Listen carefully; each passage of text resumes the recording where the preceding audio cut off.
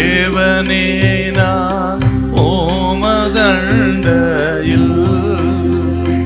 இன்னும் நெருங்கி சேர்வதே என் ஆவல் பூமியில்.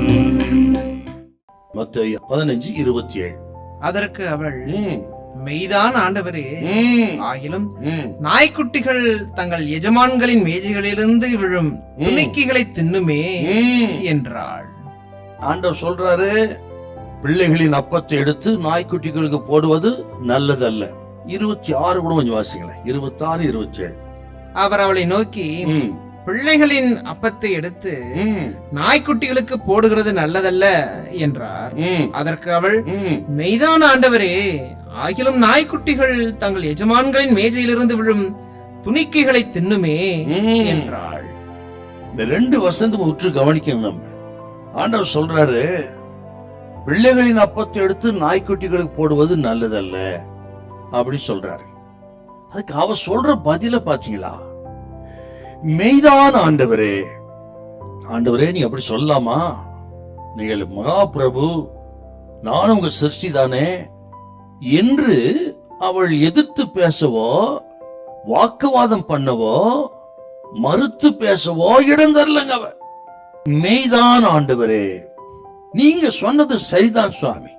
பிள்ளைகளின் அப்பத்தை எடுத்து நாய்க்குட்டிகள் போடுவது இல்லை, நான் ஒரு நாய்க்குட்டி தான் என்று தன்னுடைய தகுதியற்ற நிலைமையை ஒத்துக்கொண்டாள். ஆண்டவரத்துல வரும்பொழுது, ஜபத்துக்கு பதிலை பெறும் பொழுது எப்படி வரணும்ன்றதுக்கு இந்த புறஜாதி ஸ்திரீ நமக்கெல்லாம் ஒரு திருஷ்டாந்தமா இருக்கிறாங்க.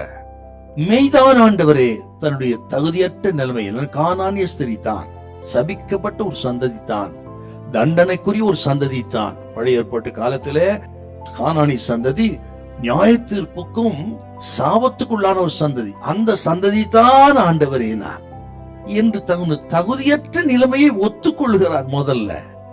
அப்புறம் நான், எனக்கு தகுதி இருக்கிறது, ஆகவே என்னை ஆசீர்வதி நான் கேட்க வரல. எனக்கு தகுதி இருப்பதினால் நான் இயேசுவை தேடி வரவில்லை.